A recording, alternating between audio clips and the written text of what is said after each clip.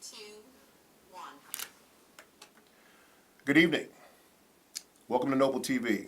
We are the Chicago chapter of the National Organization of Black Law Enforcement Executives. I'm John Franklin, and thanks for tuning in. Today we'll be talking with Mitchell Davis, who is the chief of the Hazel Crest Police Department. But before we get started, let me remind you that you can watch us here at CAN TV 21 or by watching the internet at cantv.org/hotline. Now, this is a live interactive show, and you are welcome to make calls at 312-738-1060. And we'll be taking some calls shortly. First of all, thank you, Chief Davis, for being here today. Thank you It's a for pleasure having me, having Chief. you. Appreciate it. Briefly, can you tell our viewers about your law enforcement career? Because you've been a lot of places. I have been blessed to have been several places. My law enforcement career started back in 1991 in the Park Forest Police Department, which is in the south suburbs. Most of my time there I was in the investigative division, but after about 10 years, I left there in 2001 to take my first police chief's job at the village of Dixmoor. I grew up in the south suburban area, and a guy that I grew up with got elected mayor and brought me in as police chief.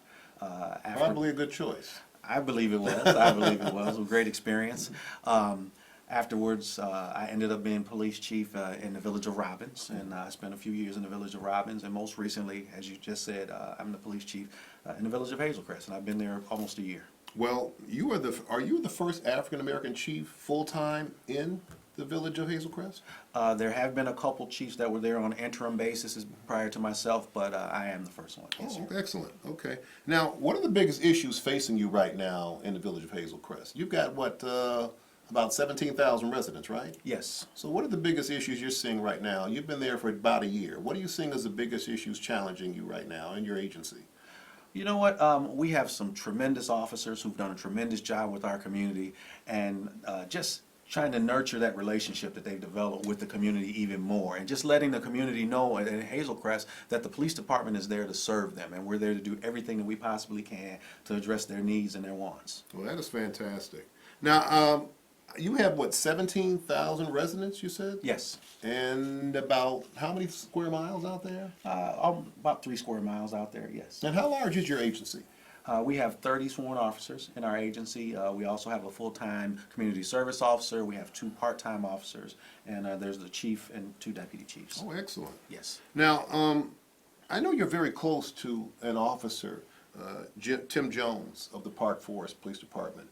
Now, I remember Officer Jones was a rookie officer, and he was shot and seriously injured, I believe, in March of this year while responding to a call. And I know he's had a rough time trying to recover from his injuries. And I know you're close to the family. So can you share with our viewers some kind of background on that incident? For sure. Tim Jones, I'm close to his mom and dad. Actually, his dad was a police officer for me. His dad currently is the police chief in the village of Country Club Hills. Okay. And he used to be one of my police officers when I was chief in Dixmoor. Mm-hmm. And his mom was actually my administrative assistant. Oh, okay. So I know his parents personally. Very well. But earlier this year, in the village of Park Forest, Tim was working, and he actually was not even assigned to this particular call. There was a call of an unwanted person in a building where surrounding neighbors were saying that, hey, this house is supposed to be vacant, but there's somebody actually in the house, and they called the police. Police get there, they see a vehicle in the driveway, and they run the plate. The vehicle comes back stolen. So they asked for additional units, and Tim is one of the people that actually ended up responding. It wasn't even his call. He was one of the people that set up a perimeter around the house, and as they told the suspect to exit the house, he climbed through a window right where Tim was stationed on his perimeter. And Tim was a college football player, and the guy took off trying to run, and Tim actually tackled him. And as he tackled him, the guy pulled out a what we found to be a stolen handgun, and he actually shot Tim twice, one through the skull and went through his brain. Officer Jones was able to return fire and actually able to shoot the suspect, and the injuries that he inflicted on the suspect actually kept him from escaping.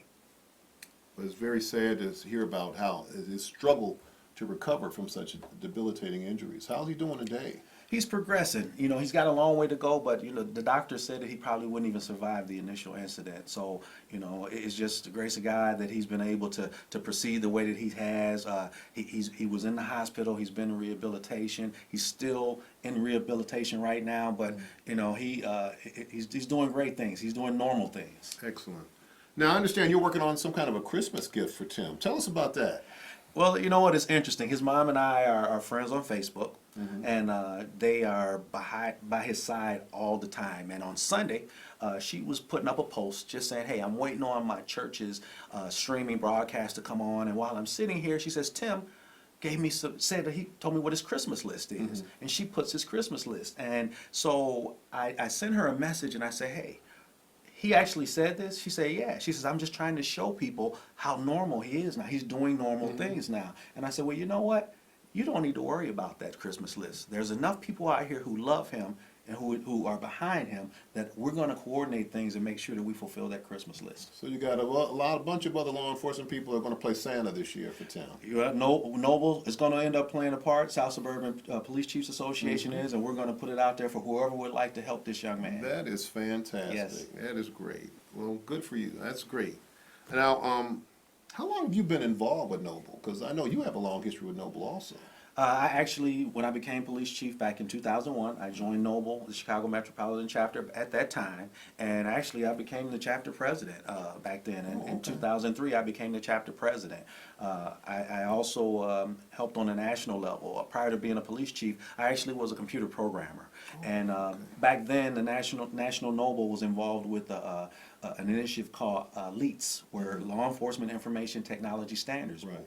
And because of my computer programming background, I represented the national office on that committee. Now, what is your role in Noble today? Right now, I am on the executive board as the parliamentarian for the Chicago Metropolitan Chapter, and it's just an honor to serve because the chapter is doing great things, and it's just great to be a part of that. Well, listen, on behalf of Noble, we're glad you're still involved. Yes, sir. Look like we have a call, Chief, so we're going to take it. Hi, good evening.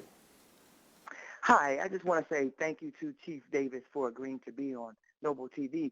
But my question is, how is Noble and the things that Noble is doing able to collaborate, with the Suburban Police Department? Okay, that's a good question. It is.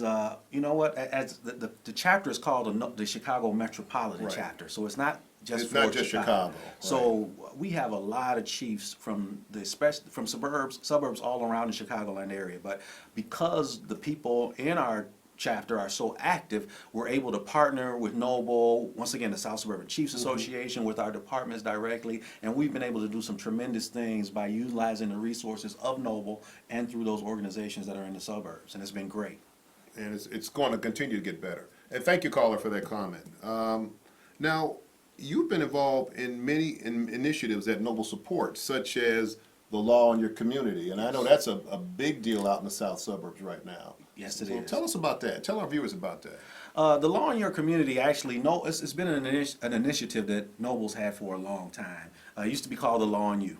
But because of incidents that have gone on in recent years between law enforcement and people in minority communities, the law in your community has become in the forefront. And what the law in your community does is we go and we talk to different groups. We go to grade schools, go to high schools, we talk to community organizations, and we talk to them about dealing with the police, about learning about the law itself, and just learning about every aspect and being able to bridge the gap between law enforcement and educating the community and just being able to bring ourselves together. Now, it's a good resource for you guys out in the south suburbs, right? Most definitely. Have you had a good turnouts when you presented the law in your community out there? We had a huge, at South Suburban College, we had 1,000 high school students come out Wow, a that's few a months lot. ago. That's a 1,000 high school students from a couple different school districts came out, and we had a presentation out at South Suburban College, and we had national news media there, and it was received very well, and the young people just hearing their response just shows that we're on the right track and we're doing the right things. That's fantastic. Now, I understand that you have also traveled to Detroit and other places to teach the laws in your community. Yes. Now, where have you gone with this? I know you've gone to Detroit. What other municipalities have you gone outside of Illinois? Well, you know what? I was at a training class last week with some Noble members from Indianapolis. Oh, okay. And they're going to be seeking for us to come down there to do some training. I've got certified as a trainer to train the trainers. So I had the opportunity to go to Detroit, and I'm going to also be going to Indianapolis and other places. Great. Hey, again, I want to remind our viewers that Noble is live here at CAN-TV 21 every Thursday at 7:30 p.m. Please call them with your questions again at 312-738-1060. Chief, it looks like we have another caller. Caller, hello? Hello? Hi. Uh, Hi, this question is for Chief Davis.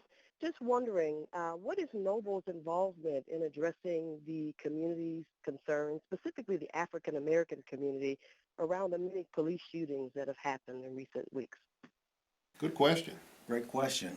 What Noble is doing is we're in the forefront of actually, we're not hiding behind what's going on.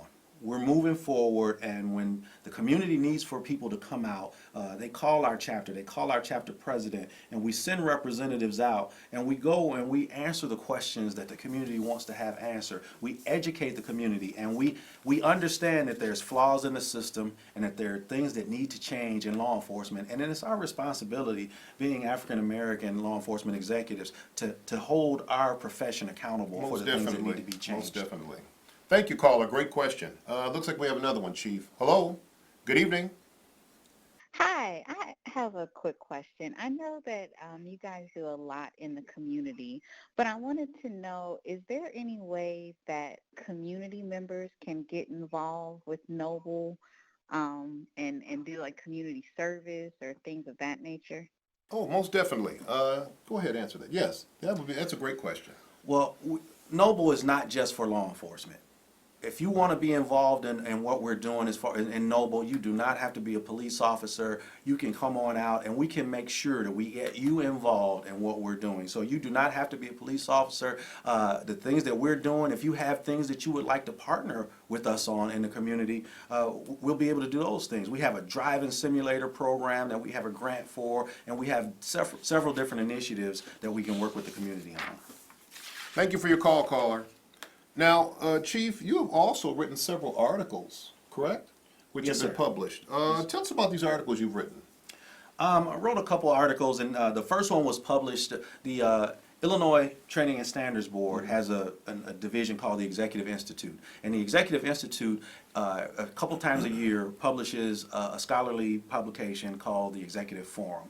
And I had an article published in there earlier this year called the Reality That Creates the Perception, an African American law enforcement executive's perspective of the relationship between the black community. Right, there's been a law lot of enforcement. talk on that. That was a very good presentation from what I hear. A lot of good feedback on that one. I appreciate that. Well, as a result of that, I was asked to develop a class kind of along that same lines, and I taught that class at a Midwest conference that the Illinois Police Chiefs Association has. So we're addressing the issues like implicit bias and those things that need to be addressed. Now, you regularly represent President Williams and the Chicago chapter of Noble on panel discussions, talk shows, other speaking engagements, and that's quite an honor to be so highly regarded within the law enforcement community. And I have to really just give you a lot of accolades for that. We're really proud of what you're doing out there. You're quite a trailblazer, from what I can tell. Well, I appreciate that. I just appreciate the president entrusting me to represent the organization. I do what I do because I love it. And, when you're doing the right thing, you don't have to hide behind what you do. And it's just an honor to do that. Agreed. Looks like we have another caller, Chief. Hi, good evening. Welcome to Noble TV. Yes, good evening. Just to say I'm super proud of the things that you guys are doing in Noble. I guess my question would be is, with all of these officer shootings, do you think that this is a training issue and that we could be trained out of this issue? Good question.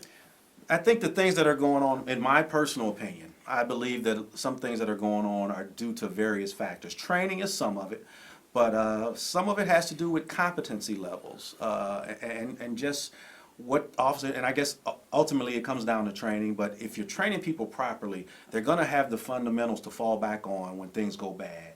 I like to compare it to, when you learn how to play basketball. When you get to the highest levels, they still work on their dribbling. They still Right. work on the fundamentals because in the heat of battle, you can That's what always you go fall back to your yes. fundamentals. You So always it's a fall back matter on of your us training. doing that. Yes. Most definitely. Most definitely. And also, proper screening of the people that are coming into your agency. I can't overstress that enough either. You have to really look deeply into people's backgrounds to make sure you're getting the best for your applicants, for your eligibility. Yes. You can't shortcut on that at all. But thank you for your call, caller. That was a great question. Yes. You and Chief Greg Baker of South Holland, you guys represent the Chicago chapter of the NBC5 Community Affairs Board. Excuse me. What does that group do with regard to the Community Affairs Board? You know what? The NBC5 Community Action Board is a tremendous thing. so often, especially with law enforcement, the media and law enforcement don't always have a great relationship. And what NBC5 said is that, hey, we don't want to just report all the bad things that are going on. We want to have influential people and people who are involved in things in our community come together with our station, and when positive things happen, they have a direct pipeline for us to be able to come out and expose those things. So NBC5 has just been tremendous. And whenever we as Noble or in law enforcement have something going on that's not the headline stuff that everybody wants to Right. see, they are more than willing to come out and support us, and it's been And great. you guys have been involved with the Community Affairs Board with NBC for some time. How many years now? At least, what, 4 or 5? Chief Longer? Baker has been on there longer than I have. I've been there on there for the last year. Right. Yes. Now, as a member of the Hazel Crest PD and the chief, you're also a member of the South Suburban Association of Chiefs of Police, as I once was when I was chief of Dalton. Yes, sir. What is your role there currently with SSA COP? I am on the executive board there also. I'm I'm Another feather, huh? yes, sir. Currently, I'm the treasurer there, and actually, currently, Chief Baker is the president. Oh, So, wow, okay. you know, that we're on the executive board, and the way it works is eventually I will, in a few years, I'll end up working my way up to president. And you're still having your monthly meetings out in Allsup, right? Yes, sir. Okay. Yes, sir. Now, Chief Davis, there are many issues facing law enforcement agencies right now in the present that flow down to the future, mainly transparency, changes in some long-standing policies, adequate funding of benefits like pensions, and successful recruitment of qualified candidates to fill the ranks of those who either retire or decide to leave the police profession. Now, I just read in the news that over 99 officers have resigned from the Dallas PD over the last few months. And I believe just a few days ago, we've just seen a town marshal in Indiana, just outside Indianapolis, resign, as well as 4 city marshals there. What's going on in law enforcement? How can we reverse this trend? It seems like while we're trying to reel people back into the ranks of law enforcement, it seems like a lot of people are rushing to get out. What's going on here? You know what? This is we're at a fork in the road now. There's times in life when, you know, cultures have to change. And right now, the police department and law enforcement has a culture that's got to change, and not everybody is up for that change.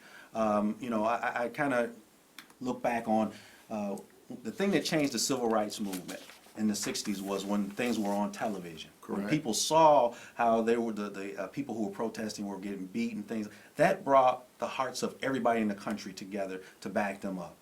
And what's happening right now is with smartphones and things to that effect, people are seeing things that have been going on for some time, but they're now seeing it visibly around the country. Right. So it's forcing law enforcement now to make changes, and not everybody's accepting. To take a hard look at what we're doing, Yes. why are we doing it, and if it's not something we should be doing, why aren't we changing it? Exactly. Now, I just noticed body cams. Everybody's wearing them. Does Hazel Crest PD have body cams yet? No, we do not, and most suburban towns don't have them. One of the biggest challenges, and this is, you know, folks think that, you know, it's just a matter of buying a camera. It's not that simple. It's a huge expenditure It's in a your budget. huge expenditure because, you know, especially with FOIA, when you get video, people want video. So you have to store the video, so you got to hire a person just to do that. You got to hire somebody to be able to answer all the FOIA requests, and it's just a huge undertaking, and it's not just as simple as purchasing cameras. If it were, it would be more widespread, but because that you know, we're already strapped for finances, Right. it's hard to do that. And that storage and documentation and cataloging of data is a huge expenditure. Yes. I want to make sure the public understands it's not just getting the cameras, it's keeping that data, cataloging it, who you're going to hire to do that. It's a huge expenditure. Looks like we got another caller, so let's go ahead and take it, shall we? Hi, good evening. Hey, how you doing, gentlemen? All right, fine. And Oh, you? all right. How are you this evening? I'm great. I came in kind of late on the show, so I've said I missed a few things, but I had a question regarding hiring. Any plans, numbers in the future for the department? Well, I can tell you right now, as far as Chicago PD, we have an ongoing registration for the upcoming Chicago Police exam, which will be in April of next year. And you can register for that online at chicagopolice.org, or you can go onto the City of Chicago website. And that's going to go on until, I believe, January 30th, and register for the upcoming exam, which will be in April of next year. What's going on with Hazel? You guys putting together an eligibility list anytime soon? Actually, that's a great question because we have an existing new hire list that will be good for another year. But We're in the process. I just got approval to hire a couple people, so I'm going to be actually formulating a lateral hire list, and I haven't even publicized. This is the first that has been said, so we will be doing that soon. If you take a look on the most common places for advertising, Blue Line, the blueline.com and things like that, we will be putting that out soon. Okay, excellent. Thank you, caller. Excellent question. Looks like we have another one, Chief, so let's go ahead and take it. Hi, good evening. Welcome to Noble TV. Yes, sir. How you guys doing today? Fine, and Great, yourself? great. Your question or comment? Yes, sir. I actually was going to get into law enforcement, but instead I became a truck driver. And I live in Milwaukee, but however, I'm in a hotel right now. But my point was, we need police officers, and it's unfortunate. I heard about the 99 police officers in Dallas that, have resigned. But, it seems like the culture has got to change because, we do have, good and bad in every race because there's humanity. We have a lot of people. We're going to have bad guys, but yeah, we definitely need police officers because, civilians have to be protected. And, without police officers, this whole country will collapse. So, I definitely appreciate, the dialogue that you guys are, putting out there. So love the program, even though I just got here. I was just tuned in and I stayed on here. So I'll sit back and I'll just monitor you guys. And God bless y'all. Take it easy. Thank you, sir. Thank you. It's great to hear people that still support the Yes. police and still support law enforcement in general. And most people do. Yeah. So you're going to be giving another test next year, huh? You said? Actually, soon we'll be doing. We're going through a process to set up a lateral list. Once again, our existing list for new hires will be good for another year, but we need some officers now, and we can't afford to take the time that it takes to Put them in the academy and train 6 months from down the road. Yeah. Right. And that does take a lot of time. Yes, sir. Looks like we have one more caller, so let's go ahead and take it, Chief. Hi, good evening. Good evening. I just want to compliment the Chief of Policemen. I'm 73 years old, and I think you're doing a great job for Hazel Crest. Thank Oh, you. that's so Thank you kind of so you. much. You're doing a great job, and I want to say something else too. Like the old statement go in the Bible says, you can run, but you can't hide. A lot of these policemen that are leaving, they're leaving for a reason. They're leaving for a reason. What goes on in the dark, it will come to the light. Man. You can believe that. It will come to the light. But Chief of Police for Hazel Crest, I live out here by Oak Park, and I think you're doing a beautiful job because we don't hear of crime out in Hazel Crest, like you said, the suburban areas and stuff like that. We don't hear those kind of crimes like we have in the city. Yes, ma'am. God is with you, and God keep you, and God bless you and your family. You're doing a great job. Be blessed. And bless you too, ma'am. Thank you, ma'am. Chief, it appears we have another caller, so let's take it. Hi, good evening. Welcome to Noble TV. Yes, ma'am, or sir? Hi, good evening. Good evening to you guys. No, it's not a sir. It's Okay. madam. But I just wanted to say to the police, I thank God for you, and all the negative that's going around is just that negative. So media needs to take a rest, and kudos to you guys. And please don't take what is out there, take it and put it in the toilet. You remember what grandparents used to say? Put it in the toilet and flush it. Bye. Thank you, ma'am. Thank you for your comment. Appreciate it. Well, Chief, I'd say you definitely have some admirers out there in the field, and that's a great thing. That's a great thing. When you're the leader of a police agency and people are calling up congratulating you on what you're doing, that's always a benefit. It definitely is a blessing to have that support. Now, I want to talk about some of the training you've had as a law enforcement executive. I understand you have also attended Northwestern Staff and Command. Yes, I did. And what'd you think about that experience? It was 10 weeks, right? It was. Yeah. It was. 10-week program through Northwestern University, and it's an intense program, but it's a diverse program, and it challenges you at times. And I went through that program back in 2003. I went through that program, and it definitely has benefited my career. Yeah, most definitely. I went through it in 2010, and the only thing I didn't like, I was elected president of my class, and the other officer, executives from around the country, they all want to see a Cubs game, and I'm a Sox fan. Ah, okay. So, but I did manage to compromise. Okay. I took them to a Cubs game that was across the street. We went to one of the rooftops Okay. and watched it. I didn't really want to go in Wrigley Field, but we had a great time. So, Yes, sir. Yeah. Well, Chief, let me tell you something. It's been a pleasure having you on. From what I heard out there, you're doing an outstanding job. Thank you so much. And I think they're very, very fortunate to have you out there. Now, where do you see your career going in law enforcement? Obviously, you're kind of on a fast track here. So where do you see your future? You know what? I honestly believe that the Lord has called me to address the concerns that we have going on right now with implicit bias. And that's why I've written those articles. That's why I'm teaching the classes. And, you know, it's not popular conversation with everybody. No, it's not. But I'm willing to step out there because I've lived it. And I know, once again, I don't think that God has put me in the position that I'm in not to use it to help people out. So that's what I believe. That's where I see my career going, God willing. You know what I tell my civilian friends is that we are undergoing right now a revolution in policing, whether we want to admit it or not. We're undergoing a revolution in training, in policies, in equipment, in everything. We have never, ever approached the level of transparency that we're at today. Right. And it's a good thing. It is. It really is a good thing because people need to be involved in their respective law enforcement agencies wherever they live. They need to know their officers. They need to know the command staff. They need to know that if they have an issue, that they need to know who they can talk to, and that the issue is going to be looked at seriously and competently, and Yes. that they're going to have, you know, feedback from it. This is not going to disappear in a drawer somewhere and just Exactly. become one of a stack. Exactly. So it's a good thing overall, and I embrace it. You know, as now I'm an adjunct professor at a college, and I love to see my students get so excited talking to them about their future careers in law enforcement. I've been blessed, and in 5.5 years now, I have 4 students that are Chicago police officers. I Okay. have 3 that are suburban officers, and I have 3 that are Cook County sheriffs. Must have been the instructor. Well, I wouldn't say that. I'd say that if in any kind of small kind of way I might have been ignited the spark within them that made them push forward to go on and do bigger and better things. Yes, sir. So, and I have a lot of students now that have signed up for the upcoming Chicago Police exam, and they're really looking forward to taking it and meeting the challenge. Yes, yes.